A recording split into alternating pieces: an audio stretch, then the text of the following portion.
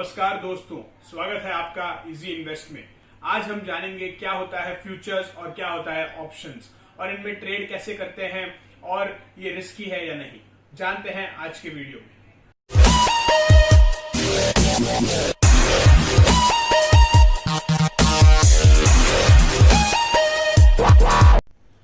जानते हैं क्या होता है फ्यूचर और क्या होता है ऑप्शंस। तो सबसे पहले ये दोनों एक प्रकार की डेरिवेटिव्स हैं।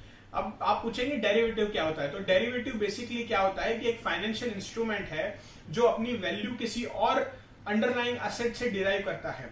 तो ये फ्यूचर और ऑप्शन जो है वो फाइनेंशियल इंस्ट्रूमेंट है जो शेयर से अपनी वैल्यू डिराइव करते हैं। तो शेयर एक अंडरलाइंग एसेट है और फ्यूचर और ऑप्शन जो है वो फाइनेंशियल इंस्ट्रूमेंट है। तो फ्यूचर और ऑप्शंस की खुद की वैल्यू कुछ नहीं होती है, वो अपनी वैल्यू शेयर से डिराइव करते हैं। तो अगर शेयर का भाव ऊपर या नीचे होगा तो फ्यूचर और ऑप्शन का भी भाव ऊपर और नीचे होगा।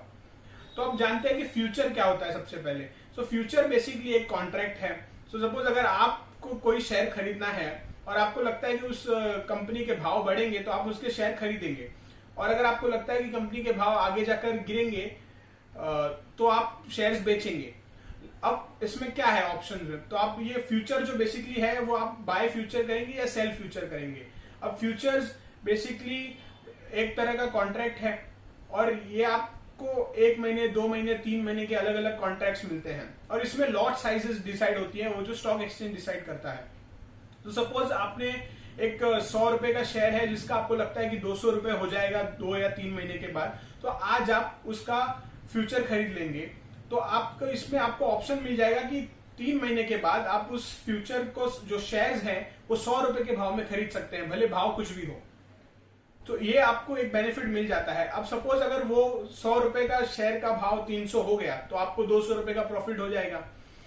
और आपको मतलब बेसिकली 3 महीने के बाद जब एक्सपायरी हो जाएगी फ्यूचर की, तो आपको वो शेयर्स खरीदने हैं 100 शेयर्स, वो आपको 100 रुपए के भाव में शेयर्स मिलेंगे और आप उसको 300 में बेच सकते हैं, तो आपको 200 रुपए का प्रॉफिट हो जाएगा। अब उल्टा देखते हैं कि अगर लॉस होता है तो 100 रुपए का भाव था और आपने सोचा 300 होगा लेकिन भाव 50 रुपए हो गया, तो अब आपको 50 रुपए का लॉस हो चुका है और वो आपको बेयर करना पड़ेगा। तो ये है फ्यूचर्स। अब आप पूछेंगे कि अगर मुझे लग रहा है कि भाव बढ़ेंगे तो मैं शेयर्स ही ले लूं ना, क्यों फ्यूचर लूं। तो इसमें बेनिफिट क्या है, तो बेनिफिट ये है कि आपको फ्यूचर्स एक्चुअली लॉट डिसाइड होता है, लॉट साइजेस होती हैं। तो आपको 10,000 15,000 के एक्सपोजर में आपको शेयर्स का जो एक्सपोजर होता है वो 1200 1000 शेयर्स 500 शेयर्स का एक्सपोजर मिल जाता है। सो एक लॉट में अराउंड 2-2.5 लाख के शेयर से मिलाकर 6-7 लाख रुपए के शेयर्स तक होते हैं। तो ये आपको बेनिफिट मिल जाता है। जैसे अगर आप कोई शेयर, जैसे कि आप अगर रिलायंस का शेयर आज लेने जाएंगे तो आपको 1700 रुपए में एक शेयर मिलेगा। वही आप अगर कोई रिलायंस का फ्यूचर खरीदने जाएंगे तो शायद आपको 10-12 हजार में रिलायंस के 500-700 शेयर मिल जाए। तो एग्जैक्ट कितने लॉट्स हैं और क्या लॉट का प्राइसेस है ये आपको साइट्स पे जाकर चेक करना पड़ेगा। तो ये एक बेनिफिट होता है, बट ये काफी रिस्की है एज कम्पेयर टू आपको एक शेयर खरीदने में, क्योंकि लॉस भी आपका उतना ही बढ़ता जाएगा जितना आपका एक्सपोजर है। अब बात करते हैं ऑप्शंस क्या है। सो ऑप्शंस बेसिकली एक फ्यूचर की तरह ही है, बट इसमें आपको ऑप्शन मिलता है। जैसे कि फ्यूचर में जब आपने आज एक कॉन्ट्रैक्ट 3 महीने का फ्यूचर खरीद लिया है तो आपको 3 महीने के बाद वो शेयर्स को खरीदना ही पड़ेगा, आप और कुछ नहीं कर सकते हैं, आपको खरीदना ही पड़ेगा शेयर्स।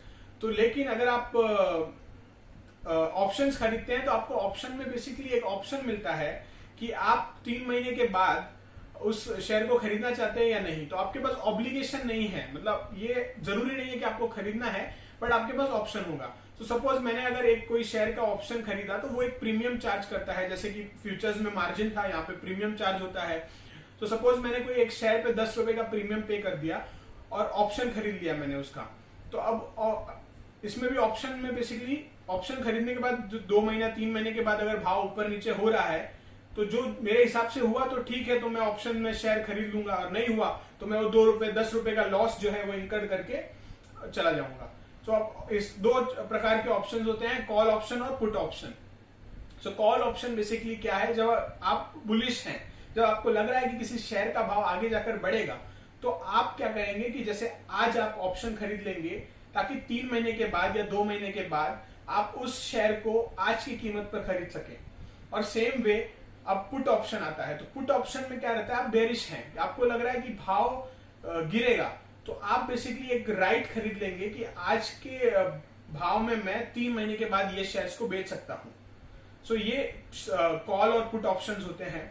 और एक एग्जांपल अगर आपको बताऊंगा तो जैसे कि अगर आपने 100 रुपए का कोई शेयर आपको लग रहा है कि 200 हो जाएंगे, तो आप फिर से एक आप ऑप्शन खरीदेंगे, उस पर 10 रुपए आपने अपना प्रीमियम पे कर दिया।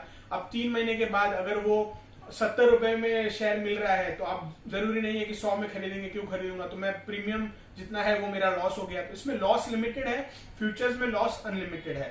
और फ्यूचर में बेसिकली फ्यूचर और ऑप्शन में लोग एक्चुअली ट्रेडिंग भी करते हैं।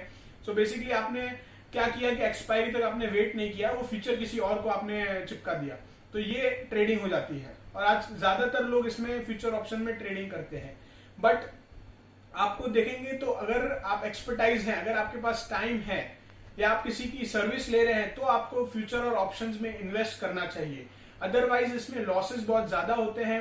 हाँ, कंपैरेटिवली ऑप्शंस में थोड़े लिमिटेड लॉस होता है, जैसे कि मैंने एग्जांपल में बताया 10 रुपए का आपका प्रीमियम, तो लिमिटेड लॉस होता है, लेकिन काफी रिस्की है, बिकॉज आपको जो एक्सपोजर जो शेयर्स का है वो बहुत ज्यादा मिलता है। इससे बेटर है कि अगर आप कोई शेयर खरीदेंगे तो आपका मैक्सिमम लॉस जो है उस कंपनी में आपने जो शेयर खरीदा है उतने रुपए का ही होगा, उससे ज्यादा अनलिमिटेड लॉस नहीं होगा। इसके बावजूद फ्यूचर में इसके जगह पर आप देखेंगे तो बहुत ज्यादा अनलिमिटेड लॉसेस होते हैं। और इसलिए बेसिकली आप इन्वेस्टमेंट करें और बिजनेस खरीदने के बारे में सोचें और धीरे धीरे आप शेयर्स खरीदते जाएं। यही एज एन इंडिविजुअल इन्वेस्टर आपके लिए बेनिफिशियल होगा। और जरूरी है कि आप पूरे जानकारी ले लें कि ऑप्शन और फ्यूचर्स क्या होते हैं और फिर ही जाकर इसमें निवेश करें, बिकॉज ये काफी रिस्की है। तो उम्मीद है आपको हमारा वीडियो पसंद आया हो, तो हमारे चैनल को जरूर सब्सक्राइब करें और हमारे वीडियो को लाइक करें। और आप कमेंट सेक्शन में हमें और जानकारी, अगर आपको कोई वीडियो स्पेसिफिक चाहिए तो आप पूछ सकते हैं। धन्यवाद।